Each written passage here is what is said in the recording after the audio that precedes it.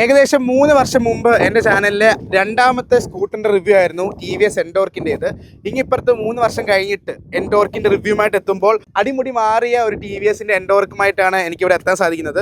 അതിൻ്റെ ഏറ്റവും കൂടുതൽ സന്തോഷമുള്ളത് വരൂ, ഈ TVSൻ്റെ ഓണറായിട്ടുള്ളത് എൻ്റെ ഫ്രണ്ടായിട്ടുള്ള പ്രാന്തൻ ബ്രോയാണ്. നിങ്ങൾ ഇൻസ്റ്റാഗ്രാമിൽ കണ്ടാണ് ഓൾറെഡി.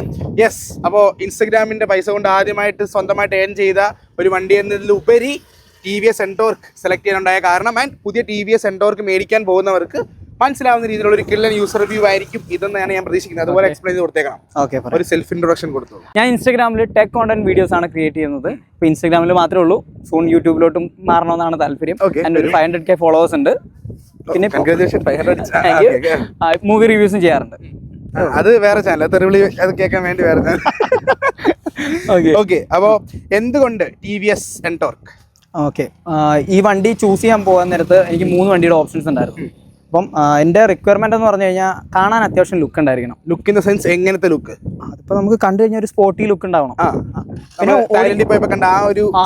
അതാണ് ഞാൻ മെയിൻ ആയിട്ട് ഉദ്ദേശിച്ചത്. നമ്മൾ തായ്ലൻഡിലെ വണ്ടികളൊക്കെ കണ്ടിട്ടില്ലേ, നല്ല ഭംഗിയാണ് കാണാൻ. അപ്പൊ ആ ഒരു ലുക്കായിരുന്നു ഞാൻ ഉദ്ദേശിച്ചത്. ഇതല്ലായിരുന്നെങ്കിൽ എയറോക്സ് ആയിരുന്നു എൻ്റെ ഒരു ഓപ്ഷൻ. ഓക്കെ, അപ്പൊ ആ സെഗ്മെന്റിലുള്ള സ്കൂട്ടർ മാത്രമേ നോക്കിയുള്ളൂ? ആ ഒരു സെഗ്മെന്റിലുള്ള, അതായത് ആക്റ്റീവ് നോക്കിയില്ല, ആക്സസ് നോക്കിയില്ല, ഒന്നും നോക്കിയില്ല. പിന്നെ ചെന്ന സമയത്ത് നമ്മുടെ ഹോണ്ടയുടെ ഒരു വണ്ടി ഉണ്ടായിരുന്നു, പേര് ഞാൻ മറന്നു, പക്ഷെ കാണാൻ അത്യാവശ്യം ഇതുപോലെയൊക്കെ തന്നെ ഇരിക്കും, പക്ഷെ അത് ഓടിക്കാൻ ഒട്ടും കൊള്ളും. പിന്നെ നമുക്ക് ഈ ഒരു വണ്ടിയുടെ ഗുണങ്ങൾ എന്തൊക്കെയാണെന്നുള്ളതിന് മുന്നേ ഞാൻ ആദ്യം കുറച്ച് ദോഷങ്ങൾ പറഞ്ഞു. 3000 കിലോമീറ്റർ ആയതുള്ളൂ. 3000 കിലോമീറ്റർ കംപ്ലീറ്റ് ആയി. പക്ഷേ ഇതിനിപ്പം 2 ആളും പിന്നെ പുറകിലൊരു വെയിറ്റും കൂടെ വരികയാണെന്നുണ്ടെങ്കിൽ, ഇപ്പം ബാഗൊക്കെ നമ്മൾ പില്ലിയനൊക്കെ വെച്ച് പോകുന്ന സമയത്ത് ബാഗ് യൂസ് ചെയ്യണമെന്നുണ്ടെങ്കിൽ എൻ്റെ അടി ഭയങ്കരമായിട്ട് ഇടിക്കും. അതായത് ഹമ്പി ആടുമ്പോഴോ അതോ നോർമലി ചെറിയൊരു കുടിയാണെങ്കിൽ പോലും ഭയങ്കരമായിട്ട് ഇടിക്കും. എന്ന് വെച്ചാൽ അത് നമുക്ക് ശരിക്കും ഫീൽ ചെയ്യാൻ പറ്റും. അത് ഇതിൻ്റെ ഒരു ഭയങ്കര ഒരു മൈനസ് പോയിന്റ് ആണ്. പിന്നെ പറയാനുള്ളത്, ഇതിന്റെ ഈ ഒരു കീന്റെ ഈ ഒരു സെക്ഷൻ ഇത് ഭയങ്കര പുവർ മേക്കിംഗ് ആണ്. അത് കാരണം പുവർ ക്വാളിറ്റി ഫീൽ ഉണ്ട്. എന്ന് വെച്ചാൽ എൻ്റെ കയ്യിൽ ഒരു TVSന്റെ വീഗോ ഉണ്ടായിരുന്നു. ആ വണ്ടി ഇത്രയും കൊല്ലമായിട്ടും ഇപ്പോഴും അതിന്റെ കീ ഹോൾഡർ ഒക്കെ പെർഫെക്റ്റ് ആയിട്ട് വരുന്നുണ്ട്. പക്ഷെ ഇത് ഭയങ്കര പുവർ ക്വാളിറ്റിയാണ്. പിന്നെ പറയാനുള്ളത്, ഇത് ജെർക്ക് ചെയ്യുന്നുണ്ട്, ചെറുതായിട്ട് ജെർക്ക് ചെയ്യുന്നുണ്ട്. എന്ന് വെച്ച് കഴിഞ്ഞാൽ നമ്മളൊരു വൈബ്രേഷൻ ഇത് ആദ്യത്തെ കുറച്ച് ദിവസങ്ങളിൽ ഇല്ലായിരുന്നു. പിന്നെ ഓടിച്ചു തുടങ്ങിയപ്പോഴാണ് ആ ഒരു വൈബ്രേഷൻ ഫീൽ ചെയ്തത്.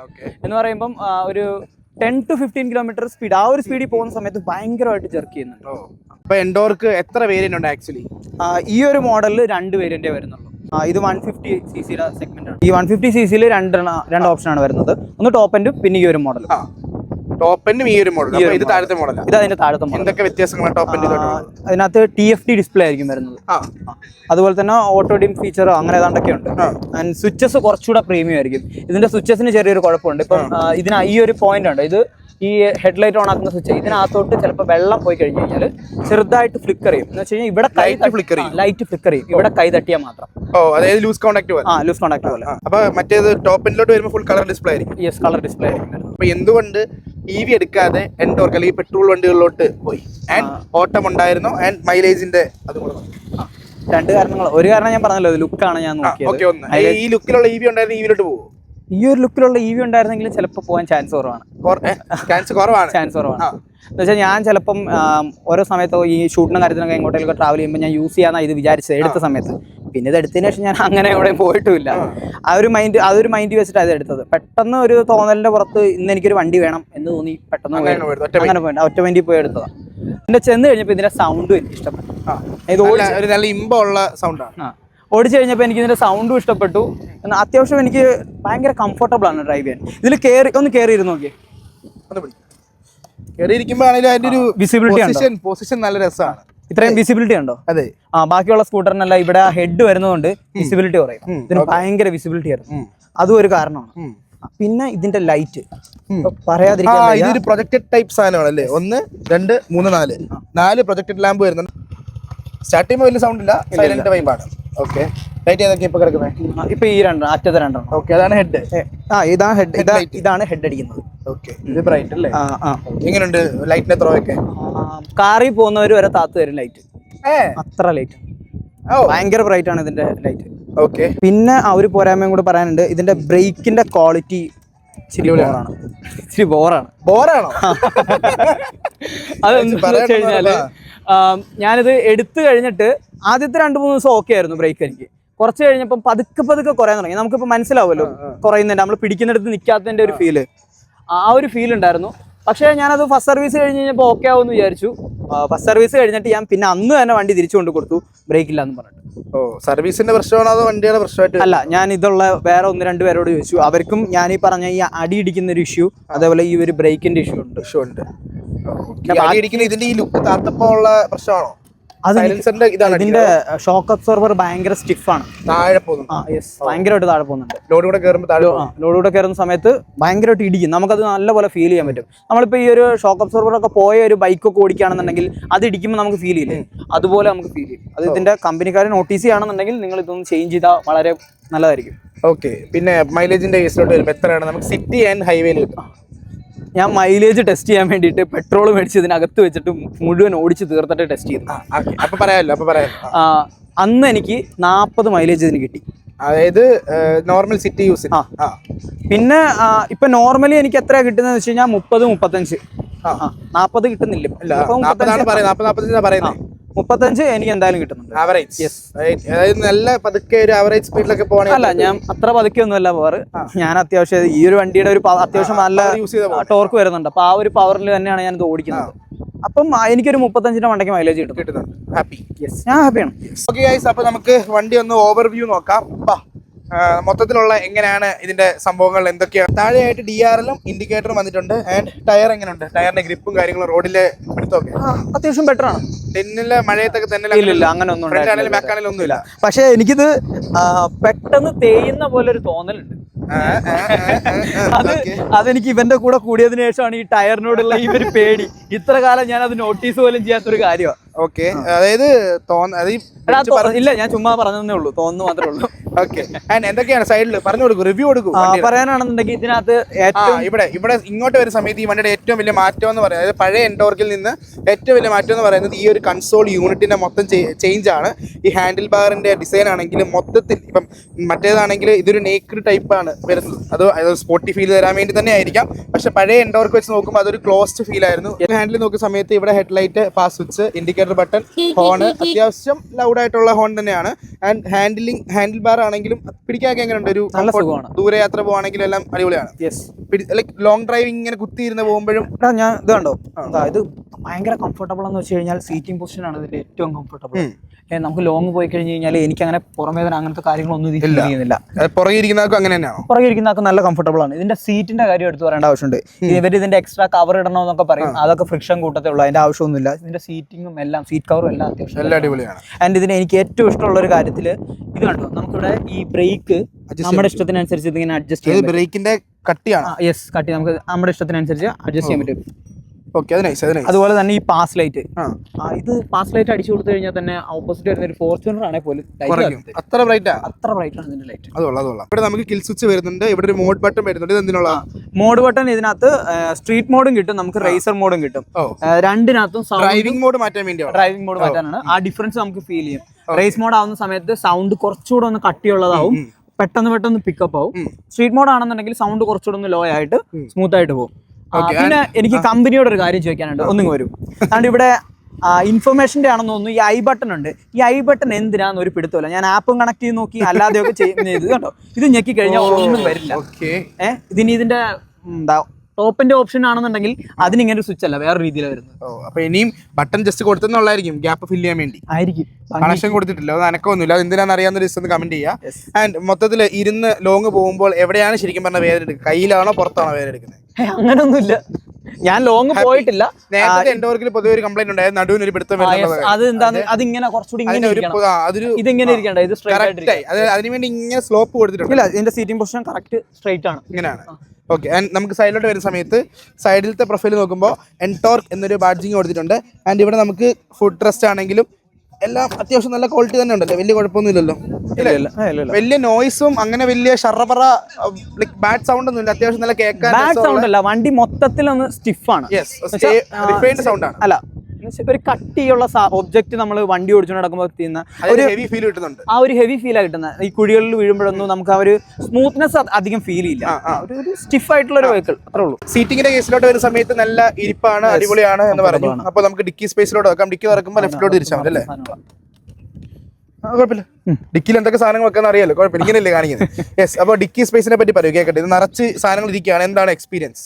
ഈ നിറച്ച് സാധനങ്ങളെ വെക്കാൻ പറ്റൂ. ഒരു ഫുൾ ഫേസ് ഹെൽമെറ്റ് ഇതിനകത്ത് ഇരിക്കില്ല. ഇരിക്കും, പക്ഷെ ഇത് അടയ്ക്കാൻ പറ്റില്ല. ഓക്കെ, അങ്ങനെ ഒരു പ്രശ്നം ഉണ്ടെന്ന് പറയുന്നു. ഓക്കെ, ഈ സ്പോർട്ടി ലുക്കും ഒരു സ്പോർട്ട് ആ ഒരു മോഡലാണല്ലോ ഉദ്ദേശിച്ചത്. അപ്പൊ ഇതിനകത്ത് ഒരു ഹെൽമെറ്റ് വെച്ചില്ലെങ്കിൽ നമുക്ക് യാത്ര പോകുമ്പോൾ എങ്ങനെ? അതെ, ഇത് കുറച്ചുകൂടെ സ്പേസ് ഉണ്ടായിരുന്നെങ്കിൽ ഒരു ഫുൾ ഫേസ് ഹെൽമെറ്റ് ഇതിനകത്ത് ഹാഫ് ഇരിക്കുമല്ലോ, ഹാഫ് ഇരുന്നോളൂ. ഹാഫ് ഇരുന്നോളൂ. ഓക്കെ, നമുക്ക് ഫ്യൂൽ ലിഡ് വരുന്നത് പുറത്താണ്. പുറത്ത് വരുന്ന സമയത്ത് അവിടുന്ന് എങ്ങനെ റൈറ്റിലോട്ട് എത്ര ലിറ്റർ എത്ര രൂപയ്ക്ക് അടിക്കണം ഫുൾ ടാങ്ക്? രൂപ വേണ്ട, എത്ര ലിറ്റർ അടിക്കണം? ഇപ്പൊ രൂപയ്ക്ക് അടിക്കണമെന്ന് ഒരു പിടുത്തമില്ല. എന്നാലും ഞാൻ സാധാരണ ചെന്നിട്ട് 500 രൂപ അടിക്കുക. അങ്ങനെ ഞാനിത് എടുത്തോണ്ട് വരുന്ന അന്ന് ഞാൻ ഡ്രോൺ അവിടെ ഗൈസ് അവിടെ നോക്കുമ്പോൾ നമുക്ക് മുഹമ്മദ് റൊണാൾഡോയെ കാണാം. അതൊക്കെ ഒട്ടിക്കണം, അതിപ്പോ നടക്കും. നമ്മൾ അതിനും കൂടെയാണ് വന്നത്. ഞാനിത് അന്ന് എത്ര 450 രൂപയ്ക്ക് അടിച്ചപ്പോഴേക്കും ഫുള്ളായി. ഇതിൽ കുറച്ച് പെട്രോൾ ഉണ്ടായിരുന്നു. പിന്നെ ഇപ്പൊ അടിക്കുന്നത് 550 രൂപയ്ക്ക്. ലോ ഫ്യൂൽ എന്നും പറഞ്ഞ് എഴുതി കാണിച്ചാലും അത് വരും. 30 കിലോമീറ്ററിന് മുകളിൽ നിങ്ങൾക്ക് ഓടിക്കാം. അതായത് ഓടിച്ചോണ്ടിരിക്കുമ്പോൾ ലോ ഫ്യൂൽ കാണിച്ചാലും 30 കിലോമീറ്ററിന് മുകളിൽ ഓടിക്കാൻ പറ്റും. ഓക്കെ, നമുക്ക് ബാക്ക് സൈഡിലോട്ട് വരുന്ന സമയത്ത് ടെയിൽ ലാമ്പ് കാണാം. അത്യാവശ്യം നല്ല കിടു ലുക്ക് ആയിട്ടുണ്ട്. പണ്ടത്തെ ആ ഒരു യുണീക്നെസ് അതുപോലെ തന്നെ കീപ്പ് ചെയ്തിട്ടാണ് ടെയിൽ ലാമ്പ് സെറ്റ് ചെയ്ത് വെച്ചിരിക്കുന്നത്. അത് നമുക്ക് ഇൻഡിക്കേറ്റർ ഡാർക്കനായിട്ട് ചെറിയ ഇൻഡിക്കേറ്റർ നൈസാണ് കേട്ടോ, നല്ല രസം, നല്ല കറക്റ്റ് ഒരു സ്പോട്ടി ഫീൽ. അതുപോലെ തന്നെ എക്സാമ്പിൾ പറയാനാണെങ്കിലേ പഴയ ഒരു ഡിയോ ഇല്ലേ, പണ്ടത്തെ ഡിയോയില് എല്ലാവരും ഈ ഒരു ഹെഡ് എടുത്ത് കളഞ്ഞിട്ട് വണ്ടി ഓടിക്കില്ല, അതേ ഒരു ഫീലാണ് ഇതേ കയറിയിരിക്കുന്നത്. അതൊക്കെ ഓടിച്ചവർക്ക് അത് സ്റ്റോക്കി കിട്ടി. അത് തന്നെ. അപ്പൊ അങ്ങനെ നോക്കേണ്ടവർക്ക് അടിപൊളി ഓപ്ഷൻ ആയിരിക്കും. ഫ്രണ്ടിലും ബാക്കിലും ഡിസ്കൗണ്ട്. ഫ്രണ്ടിലും ബാക്ക് റെഡ് കളറിലാണ്, റെഡ് തീം തന്നെയാണ്. വേറെ ഏത് കളർ ഉണ്ട് വണ്ടിക്ക്? വണ്ടിക്ക് 3-4 കളർ ഓപ്ഷൻ. ഇതൊരു ഒരു ഗ്രേ പ്ലസ് ഒരു ഗ്രീൻ ബ്ലൂ, അതുപോലെ തന്നെ ഒരു ഗ്രീൻ വരുന്നുണ്ട്, ഒരു ബ്ലൂ വരുന്നുണ്ട്. ആ ബ്ലൂ അത്യാവശ്യം കാണാൻ കുറച്ചുകൂടെ ബെറ്റർ ആണ്. പക്ഷെ എനിക്ക് ഈ ഒരു തീമാണ്. ഇതൊരു ന്യൂട്രൽ കളർ വൈബ് സാധനം കിട്ടുന്നുണ്ട്. മൊത്തത്തിൽ ഹാപ്പിയാണ് വണ്ടിയിൽ. ഓക്കെ. ഇപ്പൊ മൊത്തം എത്ര കിലോമീറ്റർ ഓടിയിട്ടുണ്ട് വണ്ടി?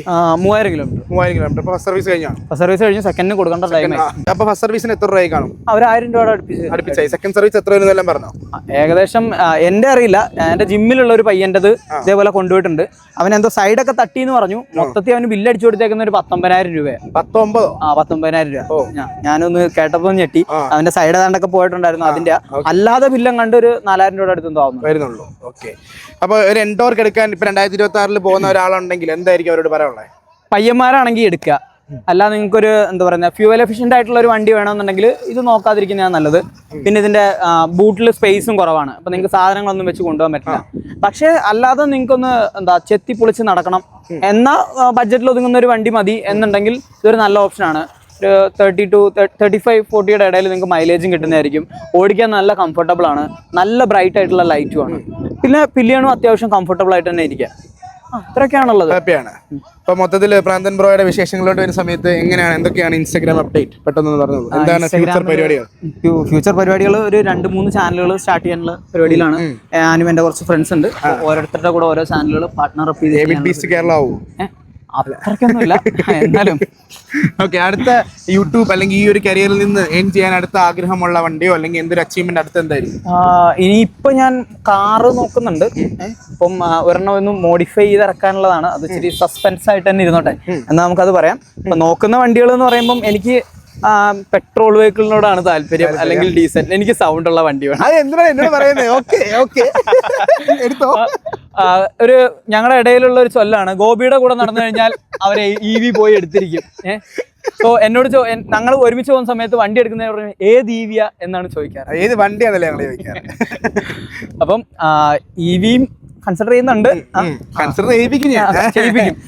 അപ്പൊ ഈ വണ്ടിയുടെ കൂടെ തന്നെ ക്യാമറ ഇപ്പുറത്തോട്ട് തിരിയുന്ന സമയത്ത് ഈ വണ്ടിയുടെ കൂടെ തന്നെ ഇതിന്റെ ഡയറക്റ്റ് കോമ്പറ്റീറ്റർ ദാണ്ട് പറഞ്ഞ അവിടെ ഇരിപ്പുണ്ട്. ഇപ്പൊ ഷോറൂമിൽ നിന്ന് എടുത്തിട്ട് വന്നതാണെന്നാണ് അറിഞ്ഞത്. സോ നെക്സ്റ്റ് വീഡിയോ യമഹയുടെ എയറോക്സ് ആയിരിക്കും. ആൻഡ് ഇത് നോക്കിയപ്പോ ഇപ്പൊ പുതിയതും അതും വെച്ച് കമ്പയർ ചെയ്യുമ്പോൾ എന്ത് തോന്നുന്നു? ഒറ്റ നോട്ടത്തിൽ ഇത് കിടിലുമാണ്. അപ്പൊ അത് അറിഞ്ഞില്ലായിരുന്നെങ്കിൽ ഇത് ഈ ഒരു പ്രൈസ് കിട്ടി എടുക്കുമായിരുന്നു. ഇത് ഈ ഒരു പ്രൈസിങ്ങിന്റെ അല്ല നോക്കിയത്. ഞാൻ അത് എടുത്തു കഴിഞ്ഞിട്ട് ഞാൻ പറഞ്ഞല്ലോ ഒറ്റ മൈൻഡിന് പോയി എടുത്തു. ഇല്ലായിരുന്നു, ഇത് അവിടെ ഷോറൂമിൽ ഇല്ലായിരുന്നു. എനിക്ക് അപ്പൊ ഇതിന്റെ ഷോറൂമിൽ പോയപ്പോ ഇതില്ലായിരുന്നു അവിടെ. ഇതുണ്ടായിരുന്നെങ്കിൽ ഓടിച്ചു നോക്കിയിട്ടുണ്ടായിരുന്നെങ്കിൽ അപ്പോഴത്തെ ഒരു ഇതിന് ഞാൻ ബുക്ക് ചെയ്തിട്ട് എടുക്കട്ടെ. പിന്നെ ഇതിന് നമ്മള് തായ്ലൻഡിൽ പോയാൽ അഡ്വഞ്ചർ 450, ഹോണ്ടയുടെ അഡ്വഞ്ചർ 450 എന്ന് പറഞ്ഞൊരു വെഹിക്കിൾ ഉണ്ട്. അപ്പൊ അതിന് ഏകദേശം 15 ലക്ഷം രൂപയുടെ അടുത്ത് വില വരുന്നത് അവിടെ. പക്ഷെ ഇവിടെ ഇപ്പൊ ഇത് ഓൺ റോഡ് ഇറക്കിയത് 1,80,000 രൂപയ്ക്കാണ്. ഇതിന്റെ ടോപ്പ് എൻഡ് വരുമ്പോൾ 2 ലക്ഷത്തി ചില്ലറ. 2 ലക്ഷം. പക്ഷെ ഇതിന്റെ ഡ്രൈവിംഗ് പൊസിഷൻ നോക്ക്, നിങ്ങൾ അടുത്തോട്ട് നോക്കുമ്പോൾ ഇതിന്റെ ഇത് കണ്ടോ, ലൈക്ക് ഇത് 155cc ആണ് അല്ലേ, 155cc. ഇത് കണ്ടോ, ഇവിടുത്തെ മൊത്തത്തിൽ നോക്കുമ്പോൾ ഭയങ്കര രസമുണ്ട് മൊത്തത്തിൽ അല്ലേ, ഭയങ്കര സ്പോർട്ടി ഫീല്, ഭയങ്കര ഒരു പ്രീമിയം ഫീല്, മൊത്തത്തിലൊരു കിടിലൻ ലുക്കാണ്. എനിക്ക് തോന്നുന്നു എൻഡോർക്ക് അല്ലെങ്കിൽ ആ ഒരു ബഡ്ജറ്റിൽ നിങ്ങൾക്ക് കൺസിഡർ ചെയ്യാൻ പറ്റുന്ന വേറൊരു കിടിലൻ വണ്ടി. ഇപ്പം നിങ്ങൾ ഓടിച്ചു നോക്കി നിങ്ങളുടെ പ്രിഫറൻസ് അനുസരിച്ച് എടുക്കണം, അതാണെന്നുണ്ടെങ്കിലും ഇതാണെന്നുണ്ടെങ്കിലും. അതെ. അപ്പൊ ഇതിന്റെ എന്തായാലും യൂസർ റിവ്യൂ ഞാൻ അടുത്തൊരു എപ്പിസോഡിൽ സെറ്റ് ചെയ്യാം. പിന്നെ ഓളോട് സംസാരിച്ച് വെച്ചിട്ടുണ്ട്, അത് നെക്സ്റ്റ് ഡേ നമുക്ക് ഷൂട്ട് ചെയ്യാം. അപ്പോൾ അതൊക്കെയാണ് നമ്മുടെ വിശേഷങ്ങൾ. അപ്പോൾ ഓഡിയൻസിന്റെ അടുത്ത് എന്തെങ്കിലും പറയാനുണ്ടോ? ഇല്ല, സബ്സ്ക്രൈബ് ചെയ്യാം. അല്ലാതെ എന്തെങ്കിലും പറയാനുണ്ടോ? ഇൻസ്റ്റാഗ്രാമിൽ ഫോളോ ചെയ്തിട്ട് എത്രയും പെട്ടെന്ന് ഇതൊക്കെ അല്ലാതെ എന്തെങ്കിലും പറയാനുണ്ടോ? ഇതൊന്നും അല്ലാതെ ഇപ്പോൾ പെട്രോൾ യുഗം മാറി EV യുഗം വന്നുകൊണ്ടിരിക്കുകയാണ്. അപ്പൊ നിങ്ങൾക്ക് എന്താണോ കംഫർട്ടബിൾ ആയിട്ടുള്ള വെഹിക്കിൾ അതെടുക്കുക. അതായത് മറ്റുള്ളവർ കണ്ടിട്ട് എന്നാ പിന്നെ അവനെടുത്തെന്ന് പറഞ്ഞ് എടുക്കാൻ നിൽക്കേണ്ട, നിങ്ങളുടെ പർപ്പസ് എന്താണെന്ന് നോക്കിയിട്ട് അതനുസരിച്ച് എടുക്കാം.